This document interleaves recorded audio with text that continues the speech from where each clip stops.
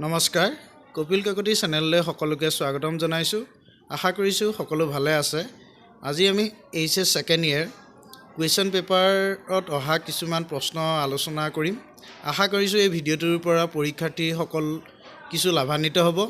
আজি আমি 2022 বৰ্ষৰ ডিসেম্বৰ মাহৰ আসাম হায়াৰ সেকেন্ডাৰী এডুকেশ্যন কাউন্সিলৰ নিৰ্দেশত 20 তাৰিখে অনুষ্ঠিত হোৱা গোলাঘাট জিলাৰ উচ্চতৰ মাধ্যমিক পৰীক্ষা বোৰ্ডৰ দ্বাৰা আয়োজিত প্ৰি ফাইনেল পৰীক্ষাৰ ইকনমিক্সৰ পেপাৰখন কিছু আলোচনা কৰিবলৈ চেষ্টা কৰিম দেৰি নকৰো আমি ভিডিঅ'টোৰ মূল বিষয় আৰম্ভ কৰো ইতিমধ্যে আমি গম পাওঁ যে ইকনমিক্সৰ পেপাৰখন 3 ঘণ্টাত 80 মাৰ্কছৰ প্ৰশ্ন আহিব বুলি আমি জানো দুটা ভাগত এই প্ৰশ্নখন আহিব পাৰ্ট এ পাৰ্ট বি পাৰ্ট এ সমষ্টিবাদী অৰ্থবিজ্ঞানৰ বিষয়ে আৰু পাৰ্ট বি ইণ্ডিয়ান ইকনমি অৰ্থাৎ ভাৰতীয় অৰ্থনৈতিক উন্নয়নৰ বিষয়ে আহিব আৰু প্ৰতিটো বিষয়তে 40 নম্বৰকৈ থাকিব এতিয়া আমি এই ভিডিঅ'টোৰ জৰিয়তে পাৰ্ট এ অৰ্থাৎ সমষ্টিবাদী অৰ্থবিজ্ঞানৰ বিষয়ে আলোচনা কৰিম এই প্ৰশ্ন কাকতখনত আমি দেখা পাইছিলো 1 নম্বৰৰ যেটো প্ৰশ্ন তাত 6টা সৰু প্ৰশ্ন আছিল আৰু প্ৰতিটো প্ৰশ্নৰে মাৰ্কস আছিল 1কৈ সিঙ্গল মাৰ্কস আছিল আৰু 2 নম্বৰ প্ৰশ্নৰ পৰা 7 নম্বৰ প্ৰশ্নলৈকে মাৰ্কস আছিল 2 নম্বৰকৈ আৰু 8 নম্বৰ প্ৰশ্নটোৰ পৰা 11 নম্বৰ প্ৰশ্নটোলৈকে নম্বৰ আছিল 4 আৰু 12 নম্বৰ প্ৰশ্নটোৰ নম্বৰ আছিল 6 অৱশ্যে কিছুমান প্ৰশ্নৰ বিকল্প আছিল আমি দেৰি নকৰো প্ৰশ্নখনৰ ভিতৰলৈ যাওঁ প্ৰথম প্ৰশ্নটোত থকা 6টা সৰু প্ৰশ্নৰ প্ৰথমটো প্ৰশ্ন হৈছে what is fiat economy fiat money বা আদেশী মুদ্ৰা কি ইয়াৰ উত্তৰটো হৈছে যিবোৰ মুদ্ৰা চৰকাৰে আইন প্ৰণয়নৰ দ্বাৰা বিহিত বুলি ঘোষণা কৰে তাক ফিয়েট মানি বোলে ভাৰতৰ মুদ্ৰা হৈছে এটা ফিয়েট মানি এনে ফিয়েট মানিৰ কোনো অন্তৰ্নিহিত মূল্য নাথাকে আমি যেনেকৈ আমাৰ কাগজী নোটটো বা ধাতুগত মুদ্ৰাটো দেখিছো তাৰ কোনো অন্তৰ্নিহিত মূল্য নাথাকে লগতে এনে মুদ্ৰাৰ কোনো সোণ বা মূল্যৱান সম্পদৰ বিপৰীতে খলাবও নোৱাৰে ইয়াৰ পিছত আমি দ্বিতীয়টো প্ৰশ্নলৈ যাওঁ প্ৰশ্নটো আছিল অন্তিম সময়ৰ ঋণদাতা বুলি কাক বুজোৱা হয় ইংৰাজীত who is known as the lender of last resort উত্তৰটো হৈছে আৰবিআই অৰ্থাৎ ভাৰতীয় কেন্দ্ৰীয় বেংকটো যেতিয়া বাণিজ্যিক বেংকবিলাকে বাণিজ্য কৰি থাকোতে বা ব্যৱসায় কৰি থাকোতে পইচা পাতিৰ খুব প্ৰয়োজন হয় বা সমস্যাত পৰে তেতিয়া বিভিন্ন উপায়ৰ পৰা তেওঁলোকে সহায় লয় কিন্তু যেতিয়া বিশেষ সহায় কোনো তেওঁলোকে ৰিজাৰ্ভ বেংকৰ ওচৰলৈকে যায় ভাৰতীয় যেটো কেন্দ্ৰীয় বেংক সেইকাৰণে ভাৰতীয় কেন্দ্ৰীয় বেংক অৰ্থাৎ ৰিজাৰ্ভ বেংক অফ ইণ্ডিয়াক লেন্ডাৰ অফ লাষ্ট ৰিসোৰ্ট বুলি কোৱা হয় তৃতীয়টো প্ৰশ্ন আছিল বিনিময় হাৰৰ সংজ্ঞা কি ডিফাইন এক্সচেঞ্জ ৰেট ইতিমধ্যে আমি পাইছো বৈদেশিক বিনিময় হাৰ হৈছে এনে এটা হাৰ যিটোত এটা মুদ্ৰাক আন এটা মুদ্ৰালৈ ৰূপান্তৰ কৰা হয় আমি জানো বিভিন্ন দেশৰ বিভিন্ন মুদ্ৰাৰ নাম আছে যেনে আমেৰিকাৰ ডলাৰ ভাৰতৰ টকা বাংলাদেশৰ টাকা ইংলেণ্ডৰ পাউণ্ড ঠিক তেনেদৰে এটা মুদ্ৰাক এখন দেশৰ মানে এটা মুদ্ৰাক আন এখন দেশৰ এটা মুদ্ৰাৰ সৈতে যেতিয়া আমি বিনিময় কৰো তেতিয়া আমি তাক কওঁ বিনিময় হাৰ যিটো হাৰত বিনিময়টো হয় আমেৰিকাৰ ধৰি লৈছো $1 বিপৰীতে ভাৰতৰ 80 টকা গতিকে এটো এটা বিনিময় হাৰ চতুৰ্থ প্ৰশ্নটো হ'ল পৰিশোধৰ ক্ষমতা কি what is balance of payment উত্তৰটো হৈছে কোনো এটা নিৰ্দিষ্ট সময়ত যেনে এটা বছৰ দেশ এখনৰ আন্তঃৰাষ্ট্ৰীয় লেনদেনৰ এক সংক্ষিপ্ত বিৱৰণ ইয়াকে কোৱা হয় বেলেন্স অফ পেমেন্ট 5 নম্বৰৰ সৰু প্ৰশ্নটো আছিল অদৃশ্য বাণিজ্য কি হোৱাট ইজ ইনভিজিবল ট্ৰেড উত্তৰটো হৈছে সেৱাৰ বাণিজ্যক আমি কেতিয়াও দেখা নাপাওঁ বস্তুৰ বাণিজ্যক বা বস্তুৰ ব্যৱসায়টো আমি দেখা পাওঁ সেৱাৰ যেটো ব্যৱসায় হেতু আমি সাধাৰণতে দেখা নাপাওঁ এনে সেৱাৰ পৰা আহৰণ কৰা যিবোৰ বৈদেশিক আয় বা সেৱাৰ ক্ষেত্ৰত হোৱা খৰচ দুই ধৰণৰ হ'ব পাৰে আয়ো হ'ব পাৰে ব্যয়ো হ'ব পাৰে সেইবিলাক সাধাৰণতে আমি দুটা ভাগত ভাগ কৰো কিছুমান হৈছে উপাদান আয় আৰু উপাদান ব্যয় কাৰণ কিছুমান পৰিশ্ৰমৰ বিপৰীতে যিবিলাক আমি আয় লাভ কৰো বা পৰিশ্ৰমৰ কাৰণে যিখিনি আনক আমি আন দেশৰ দিবলগীয়া খৰচ সেইখিনিক আমি উপাদান ব্যয়ৰ ভিতৰত ধৰো আৰু কিছুমান আছে অনা উপাদান আয় আৰু ব্যয় অনা উপাদান আয় ব্যয়ৰ ভিতৰত আমি লেণ্ড লেবাৰ কেপিটেল অৰ্গেনাইজেশ্যনক নধৰো তাৰ বাদে যিবোৰ জাহাজ সেৱা আছে বেংকিং আছে বীমা আছে পৰ্যটন আছে সফটৱেৰ সেৱা আছে সেইবোৰ অনা উপাদান আয় আৰু ব্যয়ৰ ভিতৰত ধৰো আৰু উপাদান আয়ৰ ভিতৰত আমি লেণ্ড লেবাৰ কেপিটেল অৰ্গেনাইজেশ্যনৰ বিপৰীতে যিবিলাক আয় ব্যয় হয় কিছুমান আমি পাওঁ কিছুমান আমি আনক দিব লাগে সেইবিলাক ইয়াত ধৰা হয় শেষৰ অৰ্থাৎ 6 নম্বৰ সৰু প্ৰশ্নটো আছিলে পৰিশোধৰ সমতাৰ মূল উপাদান দুটা কি তো আমি সাধাৰণতে জানোৱে সেইটা হৈছে চলিত হিচাপ আৰু মূলধনী হিচাপ এতিয়া আহোঁ আমি 2 নম্বৰ প্ৰশ্ন 2 নম্বৰ যিবিলাক আছে 2 নম্বৰ প্ৰশ্নটোলৈ 2 নম্বৰ প্ৰশ্নটো আছিলে প্ৰত্যাশিত আৰু প্ৰকৃত বিনিয়োগৰ অৰ্থাৎ সেহান্ত বিনিয়োগৰ মাজত পাৰ্থক্য কি প্ৰত্যাশিত বিনিয়োগ অৰ্থনীতিখনৰ বিভিন্ন আয়ৰ স্তৰত প্ৰতিষ্ঠানবোৰে বিনিয়োগ কৰিবলৈ বিচৰা তথা পৰিকল্পনা কৰা বিনিয়োগৰ পৰিমাণক নিৰ্দেশ কৰে আনহাতে প্ৰকৃত বিনিয়োগ কৰ্ম এটাত অৰ্থনীতি এখনৰ সাধিত প্ৰকৃত বিনিয়োগক নিৰ্দেশ কৰে গতিকে প্ৰকৃত যিটো আমি প্ৰত্যাশিত বিনিয়োগ সেইটো আচলতে হ'বলগীয়া বিনিয়োগহে আৰু প্ৰকৃত বিনিয়োগটো হৈ যোৱা এটা বিনিয়োগ গতিকে আচল বিনিয়োগটো আমি প্ৰকৃত বিনিয়োগৰ জৰিয়তে লাভ কৰোঁ এই প্ৰশ্নটো এটা বিকল্প প্ৰশ্ন আছিল 2 নম্বৰ প্ৰশ্নটোৰ সেইটো হৈছে প্ৰান্তিক ভোগৰ প্ৰৱণতা আৰু প্ৰান্তিক সঞ্চয় প্ৰৱণতাৰ সংজ্ঞা দিয়া তো ইয়াৰ উত্তৰটো হৈছে আয়ৰ ফলত যি উপভোগৰ পৰিৱৰ্তন হয় তাক প্ৰান্তিক উপভোগ প্ৰৱণতা বোলে পৰিৱৰ্তিত আয়ৰ ফলত অৰ্থাৎ মানুহৰ যেতিয়া ইনকাম বাঢ়ে ধৰিছোঁ 10,000 ঠাইত 15,000 হ'ল এই 5,000 যে ইনকাম বাঢ়িলে তাৰ কাৰণে যিখিনি উপভোগত অতিৰিক্তভাৱে আমি খৰচ কৰিলোঁ ব্যয় কৰিলোঁ সেইখিনি হ'ব প্ৰান্তিক উপভোগ প্ৰৱণতা চমুকৈ ইয়াক MPC বুলি কয় আৰু কিছুমান আলোচনাত ইয়াক স্মল লেটাৰ B আখৰেও লিখা হয় গতিকে ক'ৰবাত যেতিয়া এই MPC বা B এইবিলাক দেখা পাওঁ তেন্তে আমি বুজিব লাগিব ই আমাক প্ৰান্তীয় উপভোগ প্ৰৱণতাৰ বিষয়ে কৈছে আৰু আছিলে প্ৰান্তীয় সঞ্চয় প্ৰৱণতা তো প্ৰান্তীয় সঞ্চয় প্ৰৱণতা হৈছে কি পৰিৱৰ্তিত আয়ৰ ফলত সঞ্চয়ৰ যি পৰিৱৰ্তন হয় কাৰণ আয় বাঢ়িলে বা আয় কমিলে সঞ্চয়ো বাঢ়ে বা সঞ্চয়ো কমে আয় কমিলে সঞ্চয় কমিব আয় বাঢ়িলে সঞ্চয় বাঢ়িব এই যিখিনি অতিৰিক্ত আয় বঢ়াৰ কাৰণে অতিৰিক্ত সঞ্চয় বাঢ়িলে সেইখিনিক আমি ক'ম MPS বা প্ৰান্তীয় সঞ্চয় প্ৰৱণতা 3 নম্বৰ প্ৰশ্নটো হ'ল এটা অৰ্থব্যৱস্থাত যদি প্ৰান্তীয় ভোগৰ প্ৰৱণতা 0.9 হয় অৰ্থাৎ MPC কথা কৈছে তেনেহ'লে গুণকৰ মান উলিয়াবলৈ কৈছিলে ইয়াৰ উত্তৰটো জানিবলৈ হ'লে প্ৰথমে আমি প্ৰান্তিক ভোগ প্ৰৱণতা আৰু গুণকৰ মাজৰ সম্পৰ্ক জানিব লাগিব আমি জানো MPC যিমানেই বাঢ়িব অৰ্থাৎ প্ৰান্তীয় উপভোগ প্ৰৱণতা মানুহৰ যিমানেই হ'ব সিমানে বিনিয়োগটো বৃদ্ধি পাব বিনিয়োগ গুণক বৃদ্ধি পাব আৰু আমি এটা ফৰ্মুলাত দেখিছোঁ K = 1/1 - MPC ইয়াত K এ বিনিয়োগ গুণকক বুজাইছে MPC এ প্ৰান্তিক ভোগৰ প্ৰৱণতা বুজাইছে যিমানে MPC বাঢ়িব K বাঢ়িব উদাহৰণ এটা দিয়া যাওক উদাহৰণটো প্ৰশ্নৰ উদাহৰণৰ মতে যদি আমি চাওঁ প্ৰান্তীয় ভোগৰ প্ৰৱণতা যদি 0.9 হয় তেন্তে আমি দেখা পাইছোঁ 1ৰ পৰা হৰৰ ঘৰত থকা 1ৰ পৰা 0.9 বিয়োগ কৰিলে আমি 0.1 পাইছোঁ আৰু সেই 0.1ৰে যেতিয়া একক হৰণ কৰিলে আমি 10 পাইছোঁ গতিকে ইয়াৰ উত্তৰটো হ'ব 10 4 নম্বৰ প্ৰশ্নটোত 4টা ধাৰণাৰ সংজ্ঞা সোধা হৈছিল তাৰে দুটা পৰীক্ষাত কৰিবলৈ নিৰ্দেশ দিয়া হৈছে প্ৰথমটো আছিল ৰাজহ বাজেট ইয়াৰ সংজ্ঞাটো হ'ল ৰাজহ বাজেট হৈছে চৰকাৰৰ যি ৰাজহ পাওনা কৰ ৰাজহে হওক বা অনাকৰে হওক ৰাজহ পাওনা আৰু ৰাজহ ব্যয়ভুক্ত কৰে যিখন বাজেটে সেইখনক কোৱা হয় ৰাজহ বাজেট ৰাজহ পাওনা মানে কি চৰকাৰে সেইবোৰ পাওনাক বুজায় যি পাবলগীয়াক বুজায় নিৰ্দেশ কৰে যি দেনাৰ সৃষ্টি নকৰে যি আকৌ ভৱিষ্যতে মানে পইচা দিবলগীয়া পৰিস্থিতিৰ সৃষ্টি নহয় যেনে এনেকুৱা কাৰোবাৰ পৰা চৰকাৰে টেক্স কালেক্ট কৰিলে ধৰিছোঁ ইনকাম টেক্স কালেক্ট কৰাৰ বিনিময়ত চৰকাৰে সেই কোনো এজন ব্যক্তিক একো দিবলগীয়া কথা নাথাকে বাধ্যতামূলক নহয় যে চৰকাৰেও কিবা এটা উল্টাই দিব লাগিব গতিকে তাৰ কথা ইয়াত উল্লেখ কৰিছোঁ সেইকাৰণে কৈছোঁ ৰাজহ পাওনাই চৰকাৰৰ সেইবোৰ পাওনাক বুজায় সেইবোৰ পাবলগীয়াক বুজায় যি দেনাৰ সৃষ্টি নকৰে আকৌ দিবলগীয়াটো বাধ্য নকৰে নাইবা সম্পদৰ হ্ৰাসো নকৰে যেনে কৰ আনহাতে ৰাজহ ব্যয়ে চৰকাৰৰ সেই সকলোবোৰ ব্যয়ক নিৰ্দেশ কৰে যি ভৌতিক বা বিত্তীয় সম্পদৰ সৃষ্টি নকৰে কাৰণ ৰাজহ ব্যয় যদি খৰচ কৰে চৰকাৰে যেনেকৈ আমাৰ দৰমহা চৰকাৰৰ দৰমহা কৰ্মচাৰীসকলক যে দৰমহা দিয়ে সেইবিলাকৰ ভিতৰত এইবোৰ পৰিব যেতিয়া দিয়ে তাৰ পৰা চৰকাৰৰ বিশেষ পোনপটীয়াভাৱে একো লাভালাভ নহয় সেইবিলাকৰ কথা ইয়াত উল্লেখ কৰিছে আৰু সেইবোৰ দি থাকিব লাগে। ৰাজহ ব্যয় সদায় ৰেকাৰিং ছিষ্টেমত যায়, অৰ্থাৎ দি থাকিবলগীয়া হয়,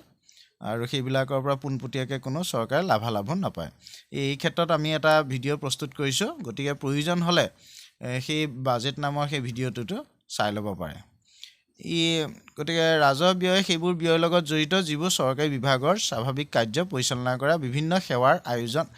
চৰকাৰী ঋণৰ সুদ প্ৰদান, এইবিলাক ধৰে। দ্বিতীয়টো আছিল মূলধনী বাজেট। মূলধন পাওনা আৰু মূলধন ব্যয়ৰ হিচাপক একেলগে বুজায়। ইয়াক মূলধনী বাজেট বুলি কোৱা হয়। যেতিয়া চৰকাৰে ধাৰ বহন কৰি নিজৰ পুঁজি বৃদ্ধি কৰে তেতিয়া ইয়াক মূলধনী পাওনা বুলি কয়। আনহাতে সম্পদৰ মজুত বৃদ্ধি কৰা বা দেনা হ্ৰাস কৰা ব্যয়ক মূলধনী ব্যয় বুলি কয়। অৰ্থাৎ মূলধন ব্যয় এটা ভাল ব্যৱস্থা, ৰাজহ ব্যয় কিন্তু এটা ভাল ব্যৱস্থা নহয় চৰকাৰৰ ফালৰ পৰা। ওলোটাকে ৰাজহ আয়টো চৰকাৰৰ কাৰণে লাভজনক, মূলধনী আয় কিন্তু বিশেষ লাভজনক নহয়। বা যি কি নহওক, আৰু এটা ধাৰণা দিয়া হৈছিল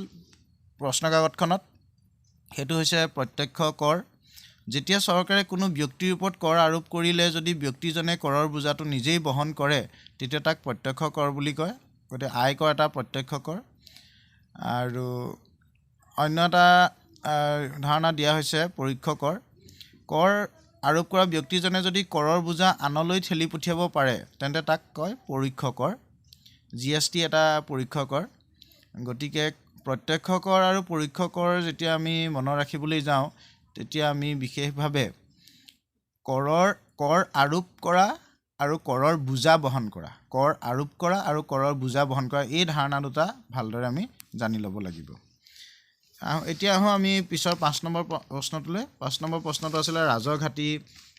বুলিলে কি বুজায়? ৰাজহ ঘাটিৰ ফলত উদ্ভৱ হোৱা যিকোনো এটা পৰিস্থিতি উল্লেখ কৰা।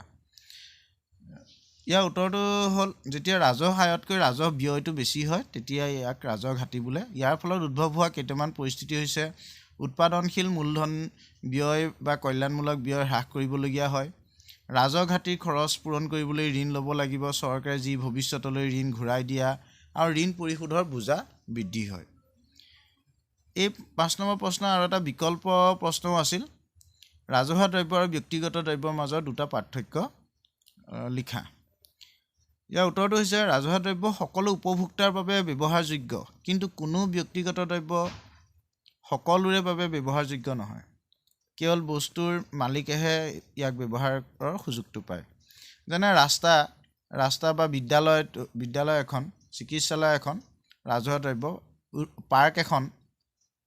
ৰাজহুৱা পাৰ্কখন ৰাজহুৱা দ্ৰব্য, সকলোৱে ইয়াক ব্যৱহাৰ কৰিব পাৰে। কিন্তু আমাৰ ঘৰৰ টিভিটো সেইবিলাক কিন্তু ব্যক্তিগত দ্ৰব্যহে, কাৰণ সকলো মানুহে সেই দ্ৰব্যটো উপভোগ কৰিব নোৱাৰে বা উপভোগৰ যিটো মালিকীস্বত্ব সেইটো নাপায়। 2 নম্বৰ এটা পাৰ্থক্য হৈছে ৰাজহুৱা দ্ৰব্য এজন মানুহে যেতিয়া উপভোগ কৰি থাকে অন্য এজন মানুহে সেইটো সময়তে উপভোগ কৰিবলৈ সুবিধাটো পায়। কিন্তু ব্যক্তিগত দ্ৰব্যৰ ক্ষেত্ৰত কি হয়, এজনে যেতিয়া উপভোগ কৰি থাকে বা কেইজনমানে যেতিয়া উপভোগ কৰি থাকে মালিক পক্ষই, তেতিয়া অন্য এজনে সেই দ্ৰব্যটো উপভোগৰ পৰা বঞ্চিত হ'বলগীয়া হয়। আৰু কিছুমান আছে পাৰ্থক্য, ৰাজহুৱা দ্ৰব্যৰ লগত জনকল্যাণৰ ধাৰণাটো জড়িত হৈ থাকে, আনহাতে ব্যক্তিগত দ্ৰব্যৰ ক্ষেত্ৰত ব্যক্তি স্বাৰ্থ বা ব্যক্তিগত মুনাফাটোহে জড়িত হৈ থাকে। আৰু এটা ক'ব পাৰি ধনী দুখীয়া সকলোবোৰৰ বাবে ৰাজহুৱা দ্ৰব্য মুকলি, কিন্তু ব্যক্তিগত দ্ৰব্য সেইবিলাক মানুহে ভোগ কৰিব পাৰে যিবিলাকে সেই দ্ৰব্যটোৰ বিনিময়ত মূল্য পৰিশোধ কৰিব পৰা ক্ষমতা থাকে। আৰু এটা ক'ব পাৰি প্ৰতিদ্বন্দ্বী নাথাকে সাধাৰণতে ৰাজহুৱা দ্ৰব্যৰ ক্ষেত্ৰত, কিন্তু ব্যক্তিগত দ্ৰব্যৰ ক্ষেত্ৰত প্ৰতিদ্বন্দ্বী থকা আমি দেখা পাওঁ। 6 নম্বৰ প্ৰশ্নটো আছিলে বৈদেশিক লেনদেনৰ বিবৃতিৰ ঘাটি কি? লগতে এটা আছিলে বৈদেশিক লেনদেনৰ বিবৃতিৰ উপাদানসমূহ কি কি? উত্তৰটো হৈছে যেতিয়া স্বতন্ত্ৰ লেনদেনৰ কাৰণে সৃষ্টি হোৱা মুঠ অন্তঃপ্ৰবাহ এনেবোৰ লেনদেনৰ কাৰণে উদ্ভৱ হোৱা মুঠ বহি প্ৰবাহতকৈ কম হয়, অন্তঃপ্ৰবাহটো যেতিয়া কম হয় তেন্তে তাক কোৱা হয় BOPৰ হিচাপত ঘাটিৰ সৃষ্টি হয়, অৰ্থাৎ বৈদেশিক লেনদেনৰ বিবৃতিৰ ঘাটিৰ সৃষ্টি হয়। উপাদানসমূহ হ'ল প্ৰকাশ্য বিষয় বা দ্ৰব্যৰ যিবোৰ ৰপ্তানি আৰু আমদানি, আমি যিবোৰ দৃশ্যমান হয়, কিছুমান অপ্ৰকাশ্য বিষয় আছে, অদৃশ্যমান বিষয় আছে, আৰু যাক আমি সেৱা বুলিও ক'ব পাৰোঁ। আৰু তাৰ উপৰি কিছুমান একপক্ষীয় হস্তান্তৰ আছে, আৰু এই তিনিটা কথা যে ক'লোঁ প্ৰকাশ্য বিষয় অপ্ৰকাশ্য বিষয় আৰু একপক্ষীয় হস্তান্তৰ যিকেইটা একেলগে আমি চলিত হিচাপৰ ভিতৰত ধৰিব পাৰোঁ আৰু তাৰ উপৰি আছে প্ৰত্যক্ষ বিনিয়োগ বিত্তীয় সম্পদৰ বিনিয়োগ ঋণ বেংক ব্যৱস্থা মূলধনৰ লেনদেন আৰু এই শেষৰ চাৰিটাক আমি একেলগে মূলধনী হিচাপৰ ভিতৰত অন্তৰ্ভুক্ত কৰিব পাৰোঁ আন এটা প্ৰশ্ন ইয়াৰ বিকল্প প্ৰশ্ন হিচাপে আছিলে স্থিৰ আৰু পৰিৱৰ্তনশীল বিনিময় হাৰৰ পাৰ্থক্য দেখুওৱা উত্তৰটো হৈছে স্থিৰ বিনিময় হাৰ হৈছে মৌদ্ৰিক কৰ্তৃপক্ষৰ দ্বাৰা ঘোষিত দুই বা ততোধিক দেশৰ মুদ্ৰাৰ মাজৰ এক বিনিময় হাৰ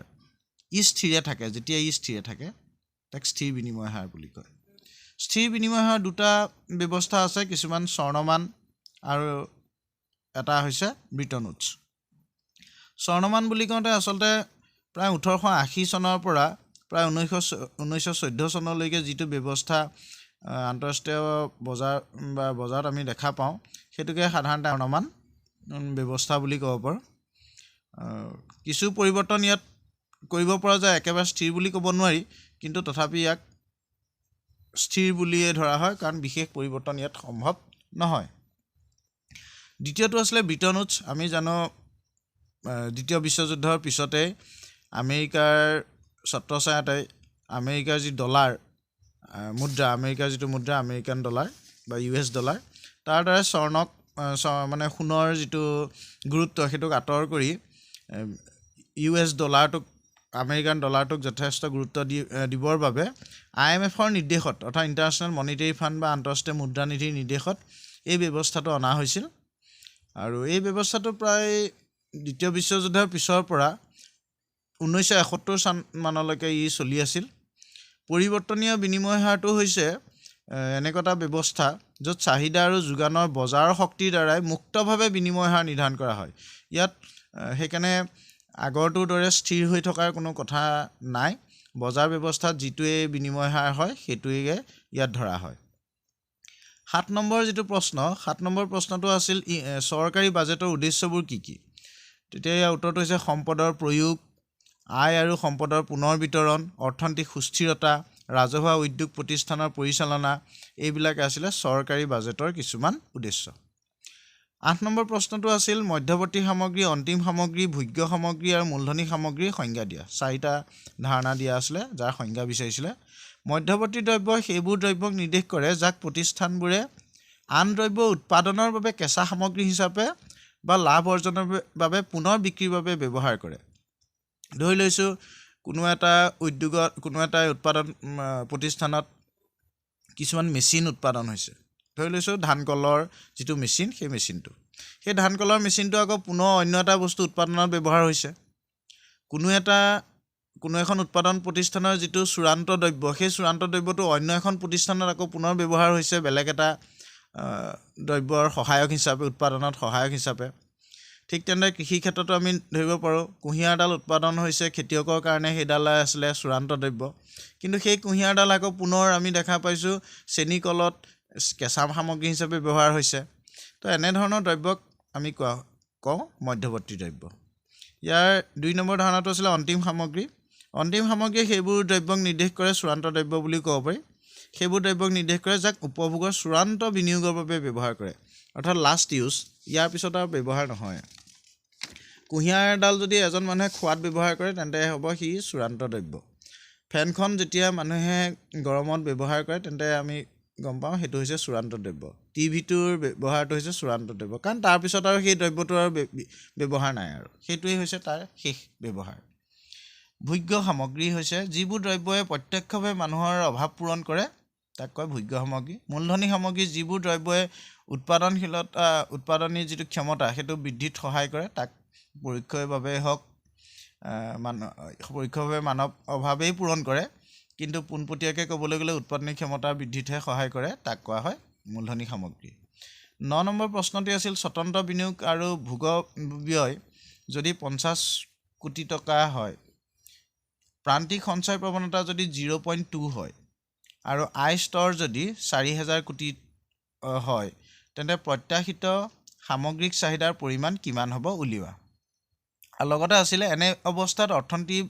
ভাৰসাম্যত আছে বুলি ক'ব পাৰি নে কাৰণ দৰ্শাবলৈ কৈছিলে তেতিয়া আমি ইয়াৰ উত্তৰটো স্ক্ৰীনত দেখাৰ দৰে দেখাব পাৰোঁ। আমি জানো যে সামগ্ৰিক চাহিদা হৈছে উপভোগ ব্যয় আৰু বিনিয়োগ ব্যয়ৰ যোগফল, সেইকাৰণে স্ক্ৰীনত লিখিছোঁ AD = C+I। চিক আমি দুটা ভাগত ভাগ কৰিছোঁ, এটা হৈছে নিম্নতম উপভোগ যিটোক C* বুলি লিখিছোঁ, আৰু অন্য এটা লিখিছোঁ প্ৰান্তীয় উপভোগ প্ৰৱণতা যাক আমি BY বুলি লিখিছোঁ। বিনিয়োগক দুটা ভাগত ভাগ কৰিব পাৰি, এটা হৈছে স্বতন্ত্ৰ বিনিয়োগ আৰু এটা হৈছে অভিপ্ৰেত বিনিয়োগ। প্ৰশ্নত কেৱল স্বতন্ত্ৰ বিনিয়োগ থকাৰ বাবে আয়ৰ বিপৰীতে দ্বিতীয় শাৰীত কেৱল I* বুলি উল্লেখ কৰিছোঁ। প্ৰশ্নত ইতিমধ্যে C* আৰু I*ৰ সংখ্যাটো দিয়া আছে, মুঠ সংখ্যাটো 50 কোটি বুলি দিয়াৰ কাৰণে আমি তাৰ বিপৰীতে 50 কোটি লিখিছোঁ। বি অৰ্থটো হৈছে MPC আৰু Y মানে হৈছে I, গতিকে বিৰ বিপৰীতে আমি 0.8 লাভ কৰিছোঁ। যিহেতু MPC হৈছে 1 - MPSৰ বিয়োগফল, গতিকে আমি MPS যিহেতু 0.2 আছিলে, গতিকে আমি MPC 1ৰ পৰা বিয়োগ কৰি 0.8 লাভ কৰিছোঁ, আৰু Y লগত অৰ্থাৎ 4000 লগত পূৰণ কৰি 3200 লাভ কৰিছোঁ, যাক 50ৰ লগত যোগ কৰাৰ পিছত 3250 হৈছে, আৰু 4000ৰ লগত সি সমান নোহোৱাৰ বাবে ই ভাৰসাম্যত উপনীত হোৱা নাই। ভাৰসাম্যত উপনীত হ'বলৈ ই দুইটা সমান হ'ব লাগিছিল। ইয়াৰ পিছৰ প্ৰশ্নটো এটা অৰ্থব্যৱস্থাত জাতীয় 1000 কোটি টকা বৃদ্ধি কৰাৰ পৰিকল্পনা কৰা হৈছে। MPC 0.6 হ'লে উক্ত লক্ষ্যত উপনীত হ'বলৈ বিনিয়োগ কিমান পৰিমাণে বৃদ্ধি হ'ব লাগিব? উত্তৰটো হৈছে আমি জানো ইতিমধ্যে আগৰ এটা প্ৰশ্নৰ উত্তৰত আমি দেখিছিলোঁ K = 1/1 - MPC, অৰ্থাৎ MPCৰ লগত বিনিয়োগ গুণকৰ সম্পৰ্কটো সদায় পজিটিভ থাকে। MPC বাঢ়িলে বিনিয়োগ গুণক বাঢ়ে, তেনেকৈ আমি এটা ইতিমধ্যে প্ৰশ্নৰ উত্তৰ পাই আহিছোঁ। এতিয়া ইতিমধ্যে জানো K মানে হৈছে বিনিয়োগ গুণক। বিনিয়োগ গুণকৰ ডেফিনেশ্যনটো কি আছিলে? বিনিয়োগৰ পৰিৱৰ্তনৰ লগে লগে আয়ৰ যি পৰিৱৰ্তন হয় তাকে কয় বিনিয়োগ গুণক। গতিকে আমি তাকে ফৰ্মুলাত ইউজ কৰিছোঁ। Kৰ জেগাত লিখিছোঁ ΔY/ΔI, অৰ্থাৎ ΔIৰ পৰিৱৰ্তনে ΔYক যি পৰিৱৰ্তন ঘটাইছে তাকে বিনিয়োগ গুণক। আৰু দ্বিতীয় শাৰীত আমি সমান চিহ্নৰ সোঁফালে পুনৰ আগৰটোকে লিখিছোঁ 1/1 - MPC। আৰু আমি পিছৰ শাৰীত কি কৰিছোঁ, বাওঁফালৰ যিটো ΔY/ΔI আছিলে সেইটো উলটিয়াই দিলোঁ। সেইটো উলটিয়াই দিয়াৰ লগে লগে আমি সোঁফালৰ যিটো ভগ্নাংশ আছে সেইটো আমি উলটিয়াই দিলোঁ, অৰ্থাৎ 1 - MPC / 1 হ'ল। আৰু ইতিমধ্যে ΔYটোক আমি যদি সমান চিহ্ন সোঁফালে লৈ যাওঁ তেতিয়া আমি পাম সংখ্যাকেইটা বহুৱাই পিছত আমি পাম 400, আৰু ইতিমধ্যে আমি সেইটো স্ক্ৰীনত দেখাইছোঁ। 10 নম্বৰ প্ৰশ্নটি আছিল গুণক আৰু প্ৰান্তিক উপভোগ প্ৰৱণতাৰ মাজত সম্পৰ্ক ব্যাখ্যা কৰা। উত্তৰটো হ'ল প্ৰান্তিক উপভোগ প্ৰৱণতা বাঢ়িলে গুণকৰ মান বৃদ্ধি হয় আৰু প্ৰান্তিক উপভোগ প্ৰৱণতা কমিলে গুণকৰ মান কমে। যিহেতু প্ৰশ্নটো 4 নম্বৰৰ আছে আৰু প্ৰশ্নটো ব্যাখ্যা কৰিবলৈ কোৱা হৈছে, গতিকে এটা উদাহৰণ দিলে ভাল হয়, যেনে K = 1/1 - MPC। যদি MPC 0.5 হয় তেন্তে আমি জানিম যে K = 1/1 - MPC। MPCৰ ঠাইত আমি 0.5 বহালোঁ আৰু উত্তৰটো আমি পালোঁ 2। 1ক 1/1 - 0.5, 0.5ক 1ৰে বিয়োগ কৰিলে আমি পাম 0.5, 0.5ৰে 1ক যেতিয়া আমি হৰণ কৰিম পাম 2। আৰু যদি MPC কিবা কাৰণত 0.5ৰ যিটো উদাহৰণ সেইটোৰ পৰা সলাই পেলাই আমি 0.9 কৰি দিওঁ, অৰ্থাৎ বঢ়াই দিওঁ, MPCৰ পৰিমাণ যদি বাঢ়ি যায় তেন্তে আমি তলত আমি স্ক্ৰীনত দিয়া মতে দেখা পাম ইয়াৰ Kৰ উত্তৰটো হ'ব 10, অৰ্থাৎ MPC বাঢ়ি যোৱাৰ লগে লগে Kও বাঢ়ি গৈছে। গতিকে আমি এটা মূল সূত্ৰলৈ আনিব পাৰিম যে MPC আৰু K গুণকৰ এটা সম্পৰ্ক আছে আৰু সেইটো হৈছে দুইটা এটা পজিটিভ সম্পৰ্ক আছে। 11 নম্বৰ প্ৰশ্নটি হৈছে বাণিজ্যিক বেংকৰ যিকোনো 4টা কাৰ্য চমুকৈ ব্যাখ্যা কৰা। জনসাধাৰণৰ পৰা ধন জমা, উৎপাদনশীল উদ্দেশ্যৰ পৰা ঋণ প্ৰদান, পুঁজি হস্তান্তৰ, ৰক্ষক আৰু তদাৰক হিচাপে বাণিজ্যিক বেংকৰ কথা আমি উল্লেখ কৰিব পাৰিম। এই প্ৰশ্নটি আৰু এটা বিকল্প প্ৰশ্নও আছিলে, সেইটো হৈছে মুদ্ৰাৰ কল্পনাপ্ৰসূত চাহিদাৰ বিষয়ে বৰ্ণনা কৰা। আৰু এই বিষয়ে আমাৰ এটা ভিডিঅ' ইতিমধ্যে প্ৰকাশ হৈছে মুদ্ৰাৰ চাহিদা বুলি, আৰু আশা ৰাখিছোঁ সকলোৱে সেই ভিডিঅ'টো চাই আৰু এই মুদ্ৰাৰ কল্পনাপ্ৰসূত চাহিদাৰ বিষয়ে যথেষ্টখিনি কথা জানিব পাৰিব। তাৰ উপৰি 11 নম্বৰ প্ৰশ্নৰ যি আগৰ বাণিজ্যিক বেংকৰ কাৰ্যৰ কথা লিখা আছে সেই ক্ষেত্ৰতো এটা ভিডিঅ' প্ৰস্তুত কৰা হৈছে ইতিমধ্যে বাণিজ্যিক বেংকৰ ওপৰত, সেইটো চালে উপকৃত হ'ব। শেষৰ 12 নম্বৰ প্ৰশ্নটি যেহেতু 6 নম্বৰ প্ৰশ্ন অলপ দীঘলীয়া হ'ব আৰু ভিডিঅ'টো মোৰ যথেষ্ট দীঘলীয়া হৈ আহিছেই, গতিকে সময়ৰ খাতিৰত মই এটা ক'ব বিচাৰিছোঁ যে প্ৰথম যিটো প্ৰশ্ন আছিলে গৃহস্থী আৰু ব্যৱসায় প্ৰতিষ্ঠান, এই দ্বি খণ্ডযুক্ত এটা সৰল আৰ্য অৰ্থব্যৱস্থাত আয়ত চক্ৰীয় প্ৰবাহ ব্যাখ্যা কৰা, সেইটো এটা আমি ভিডিঅ'ৰ জৰিয়তে জনাবলৈ পৰৱৰ্তী সময়ত চেষ্টা কৰিম। আৰু যিটো সাধাৰণভাৱে ক'বলগীয়া কথা সেইটো এটা যে এখন অৰ্থনীতিত সাধাৰণতে দুটা খণ্ড থাকে। যদি দ্বি খণ্ডযুক্তৰ কথা আমি কওঁ, গৃহস্থী খণ্ড বা ঘৰুৱা খণ্ড আৰু ব্যৱসায় প্ৰতিষ্ঠান বা প্ৰতিষ্ঠান খণ্ড। তাৰ উপৰিও কিছুমান খণ্ড থাকে। যদি আমাৰ 4টা খণ্ডৰ কথা আহে তেন্তে আমি চৰকাৰ খণ্ডৰ কথা আৰু বৈদেশিক খণ্ডৰ কথাও সাঙুৰিব লাগিব। সেই কথা আমি চিত্ৰৰ আকাৰে এটা ভিডিঅ'ৰ যোগে তৈয়াৰ কৰিবলৈ চেষ্টা কৰিম অতি সোনকালে।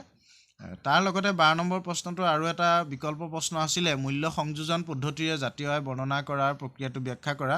ইতিমধ্যে ইয়াৰ ওপৰত এটা বিশদ বিৱৰণ প্ৰয়োজন হ'ব। সেইবাবে মোৰ এটা ভিডিঅ' আগতে ওলাই যোৱা সেই ভিডিঅ'টো চালে যথেষ্ট উপকাৰ হ'ব বুলি ভাবিছোঁ। মূল্য সংযোজন পদ্ধতিৰ ওপৰত আছে, গতিকে আপোনালোকে চাই ল'লে বেছি সুবিধা হ'ব, যিহেতু আলোচনাটো নাইবা অতি দীঘল হ'ব। মই আশা ৰাখিছোঁ পাৰ্ট এৰ বিষয়ে এইখিনি যথেষ্ট হ'ব আৰু পাৰ্ট বিৰ বিষয়ে আমি অন্য এটা ভিডিঅ' ইতিমধ্যে প্ৰস্তুত কৰিছোঁ। আশা কৰিছোঁ পাৰ্ট বিৰ যিখিনি প্ৰশ্ন আছিলে অৰ্থাৎ ইণ্ডিয়ান ইকনমি, সেইখিনি ইটো ভিডিঅ' চাই সকলো উপকৃত হ'ব। ধন্যবাদ।